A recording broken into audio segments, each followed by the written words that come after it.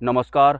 Direct परमात्मा वाले आयाम वाली बात आगे इस वीडियो में होने वाली है। चैनल में आगे को जो बोला जाएगा उसे आप अपने ब्रेन से समझने की कोशिश करेंगे और ब्रेन के बारे में ही आज मैं आपको बताने वाला हूं कि कौन हमें पागल नहीं होने देना चाहता है और अगर हम पागल हो जाते हैं तो किसे नुकसान होता है। तो हम पागल ना हों इस वजह से किस व्यवस्था का निर्माण किया गया है। मैं हमारे इस पृथ्वी लोक या फिर मृत्यु लोक की बात कर रहा हूँ। सिंपली पागल होने को सरल भाषा में ऐसे बताया जा सकता है कि जो हमारी बुद्धि होती है वो काम नहीं करती है, मतलब माइंड खराब हो जाता है तो पागल हो जाता है। और हमारे इस पृथ्वी लोक में जितने भी इंसान होते हैं वो कभी नहीं चाहते कि वो पागल हों, और अगर कोई उन्हें ये बोलता है कि तुम पागल हो तो वो कभी नहीं मानेंगे कि वो पागल हैं। वो हमेशा यही कहेंगे कि मैं पागल नहीं हूँ। लेकिन आपके ऐसा बोलने से कि मैं पागल नहीं हूँ, इसमें भी किसी का प्रॉफिट हो रहा होता है। और अगर आप वास्तव में पागल हो जाते हैं तो इसमें उसका लॉस जरूर होता है, जो कि हमारे इस वाले ब्रह्मांड का या फिर हमारे पृथ्वी लोक का मालिक है। तो अब वीडियो में आगे चलते हैं। भूतपूर्व परमात्मा की सृष्टि के स्टाफ मेंबर होने के नाते जहां परमात्मा द्वारा हमारे पहले शरीर का निर्माण किया गया था, तो परमात्मा की सृष्टि से लेकर इस वाली सृष्टि तक या फिर इस पूरे ब्रह्मांड के जितने भी रहस्य हैं, जिसमें कि इस पृथ्वी का ब्रेन की सत्ताओं द्वारा निर्माण के रहस्य का राज भी छुपा है। इसके अलावा जो मन होता है या फिर बहुत सारे जो शब्द आज तक आपने अपनी आध्यात्मिक यात्रा के दौरान सुने हैं, उन सभी शब्दों का जो वास्तविक स्रोत है, उन सभी शब्दों का जो रहस्य है या फिर वो सभी ब्रह्मांडी रहस्य जिनके बारे में आज तक आपने सोचा भी नहीं होगा या फिर आपको ख्याल भी नहीं आया होगा, इन सभी रहस्यों को परमात्मा द्वारा निर्मित हमारा पहला शरीर अच्छी तरह से जानता है। इस ब्रह्मांड का ऐसा कोई भी रहस्य नहीं है जो हमारे पहले शरीर को पता न हो, जिस शरीर का निर्माण परमात्मा द्वारा किया गया था। आज तक अपनी आध्यात्मिक यात्रा के दौरान आप किससे कनेक्ट होने के लिए प्रयास कर रहे थे, इससे कोई फर्क नहीं पड़ने वाला है। लेकिन अगर आप चाहते हैं कि आपकी आध्यात्मिक यात्रा बिल्कुल सही दिशा में हो या फिर आप वास्तविक मोक्ष प्राप्त कर लें या फिर दोबारा से आप परमात्मा की सृष्टि का हिस्सा बन जाएं, तो आपको सबसे पहले अपने पहले वाले शरीर से कनेक्ट होना है। वही पहला वाला शरीर जिसको परमात्मा के द्वारा निर्मित किया गया था। और हमारे उस शरीर को इस पूरे ब्रह्मांड के रहस्य पता हैं कि क्या चीज़ यहाँ असली है, क्या नकली है, किस तरह के भ्रम होते हैं, किस तरह के जाल होते हैं या फिर किस तरह की चेतना और शब्दों द्वारा बहुत सारे लोगों को गतिमान रखा जाता है। सारे के सारे रहस्य अगर किसी को पता हैं तो आपके पहले वाले शरीर को पता है। और पहले वाले शरीर से कनेक्ट हो जाने को ही आत्म जागृति कहते हैं, स्वयं सिद्धि कहते हैं, आत्म सिद्धि कहते हैं या फिर और भी बहुत तरह के नाम इसे दिए गए हैं। और जिस दिन आप परमात्मा द्वारा बनाए गए अपने पहले शरीर को एक्टिवेट कर लेते हैं, तो आज तक आप इस ब्रह्मांड के रहस्यों के बारे में जो नहीं जानते हैं या फिर आप भूले हुए हैं या फिर आपको भुलाया गया है, वो सब आपको याद आ जाएगा। कैसे एक दिन परमात्मा की सृष्टि में हमारे सामने बुद्धि और मन वाली ऊर्जाओं या फिर चेतनाओं का निर्माण हुआ था और उसके बाद बुद्धि और मन ने क्या किया था। तो जब हम परमात्मा की सृष्टि में हुआ करते थे तो एक्सीडेंटली एक दिन वहां पर ब्रेन एनर्जी की उत्पत्ति हो गई थी।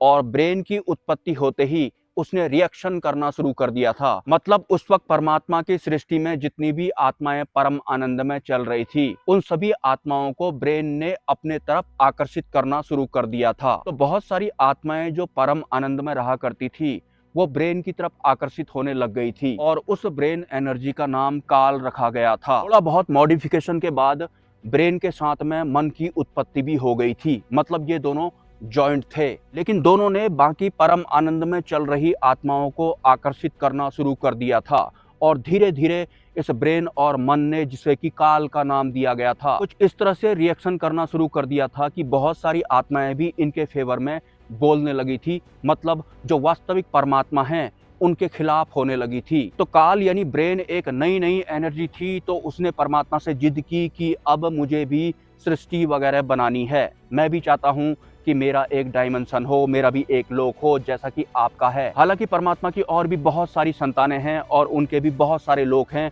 लेकिन इस तरह की एनर्जी या फिर इस तरह के तत्व का निर्माण इससे पहले कभी हुआ नहीं था। तो वास्तविक सत्य ने ब्रेन एनर्जी को सृष्टि का काम करने से मना किया, लेकिन जो काल है मतलब जो ब्रेन एनर्जी है, उन्होंने परमात्मा से जिद करना शुरू कर दी और टकराव बहुत ज़्यादा बढ़ गया था, मतलब मतभेद बहुत ज़्यादा हो गया था और बहुत सारी आत्माएं भी काल के सपोर्ट में खड़ी हो गई थी। मतलब सबके सब चाहते थे कि एक नई सृष्टि में हम भी काल के साथ रहेंगे। परमात्मा को पता था कि जो ये ब्रेन एनर्जी है या फिर जो ये मन है, ये अच्छा नहीं है, इस वजह से उन्होंने मना भी किया था, लेकिन कोई माना नहीं। और ऊपर से जो ये ब्रेन तत्व था या फिर जो ये मन तत्व था, इसमें क्रोध भी था, ईर्ष्या भी थी, अहंकार भी था और बहुत तरह की नेगेटिव ऊर्जाओं का विस्तार भी इसी से शुरू हुआ था। लेकिन जब बात हद से ज्यादा ही बढ़ गई थी, ये सब हमारे सामने में हुआ था, हमारे पहले शरीर के सामने में हुआ था, ये सब हमने देखा था। फिर परमात्मा ने काल से कहा कि तुम अपने चेतनाओं के हिसाब से या फिर अपनी एनर्जी के हिसाब से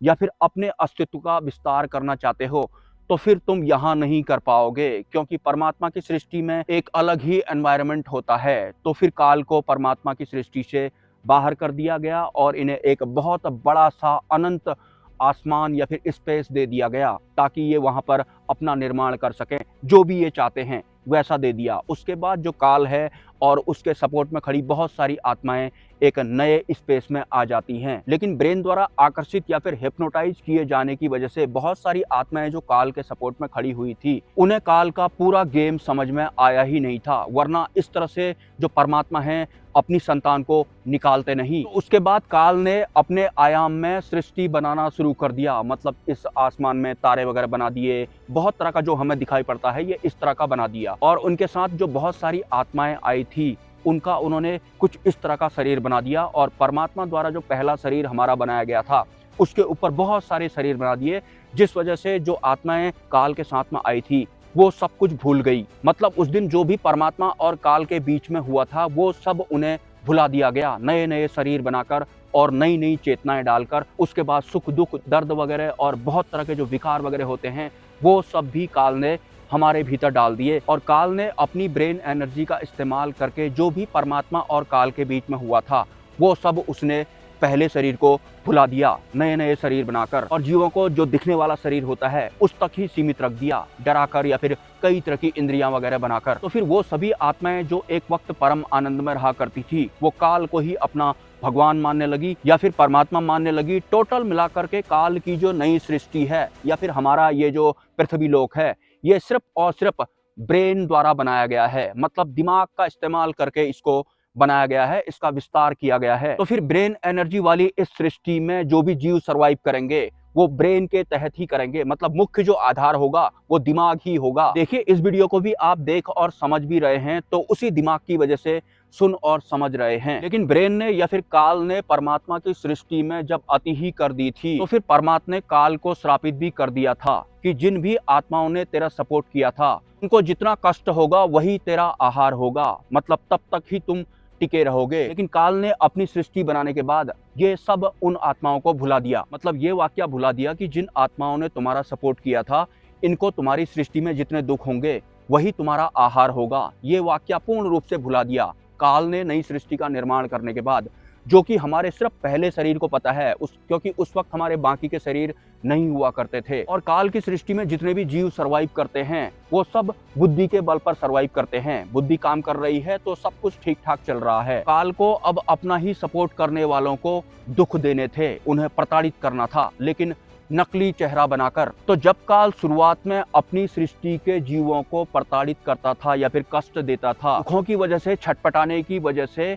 उनका ब्रेन फेल हो जाता था, मतलब उनकी बुद्धि निष्क्रिय हो जाती थी, मतलब वो काम नहीं करती थी ज्यादा दुख हो जाने की वजह से। तो काल को अपने सृष्टि के जीवों को दुख तो देना ही देना था, क्योंकि अगर दुख उन्हें नहीं होगा तो काल को आहार नहीं मिलेगा। लेकिन वो जीव मानसिक स्तर पर या फिर बौद्धिक स्तर पर फिट होकर दुख ग्रहण करने चाहिए। मतलब उनको जो भी पेन वगैरह होगा उस वक्त उनका दिमाग बिल्कुल सही होना चाहिए, खराब नहीं होना चाहिए। क्योंकि किसी इंसान का या फिर किसी जीव का अगर दिमाग खराब हो जाता है, वो पागल हो जाता है, मतलब वो फिट नहीं है, उस बीच में अगर उसे दुख होंगे तो वो काल का आहार नहीं बनता है। मतलब इंसान बौद्धिक रूप से फिट होना हर हाल में जरूरी होता है। शुरुआत में दुखों की वजह से जीव पूर्ण रूप से बुद्धि से फेल हो जाते थे, मतलब पागल हो जाते थे। और अगर कोई जीव या इंसान अगर पागल होता है, मानसिक रूप से वो विक्षिप्त होता है, तो फिर वो काल का आहार नहीं बना सकता है। अगर उसे दुख भी दिया जाए तो हर हाल में काल को अपनी सृष्टि के जीवों को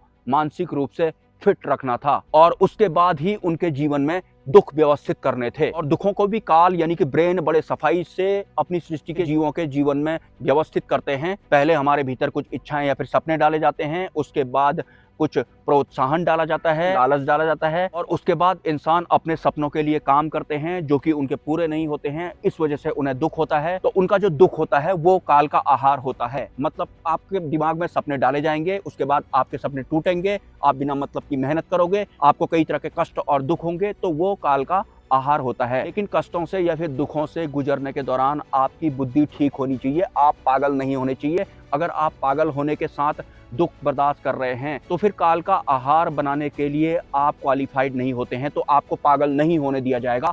इस वजह से काल ने आध्यात्म की रचना की है। ये जिस भी तरह के आध्यात्म का इस्तेमाल आप करते हैं और जिससे कि आपका ब्रेन और मन थोड़ी देर के लिए शांत होता है, और भले ही आप इस पृथ्वी लोक के किसी भी स्थान में रहते हों, लेकिन आप आध्यात्मिक तो जरूर होंगे और आप कई तरह की आध्यात्मिक टेक्निक्स का प्रयोग भी करते होंगे और इस दुनिया में आप सर्वाइव भी करते होंगे और आपको दुख भी होते होंगे, कष्ट भी होते होंगे, आप भीतर से छटपटाते भी होंगे, लेकिन घुमा फिराकर आप काल वाले अध्यात्म का सहारा लेते होंगे, जिस वजह से आपकी बुद्धि और आपका मन शांत होता होगा और उसके बाद आप दोबारा से तैयार हो जाते हैं दुखों को सहन करने के लिए या फिर काल निरंजन का आहार बनाने के लिए। मतलब आपको फिट रखने के लिए इस आध्यात्म का निर्माण किया गया है। काल निरंजन के इस आध्यात्म से किसी भी इंसान को मोक्ष या फिर मुक्ति कभी मिलती ही नहीं है। ये मोक्ष और मुक्ति के लिए होता ही नहीं है, ये तो आपको सिर्फ पागल ना होने देने के लिए होता है, ताकि ठीक ठाक वाली अवस्था में आपको जो दुख होंगे वही काल निरंजन का आहार होते हैं। तो आपको इस वजह से पागल नहीं होने दिया जाता है। और आपने सुना भी होगा कि बहुत सारे इंसान कहते हैं अगर हम आध्यात्मिक हो जाते हैं तो हमारा मन शांत हो जाता है, दिमाग शांत हो जाता है, बॉडी को रिलीफ मिलता है। ये सब आपको तैयार किया जा रहा होता है अगले दुख के लिए। तो काल निरंजन का ये आध्यात्म सिर्फ और सिर्फ पागल ना होने देने के लिए आपको दिया गया है। यही सच है हमारे इस पृथ्वी लोक के अध्यात्म का या फिर स्पिरिचुअलिटी का।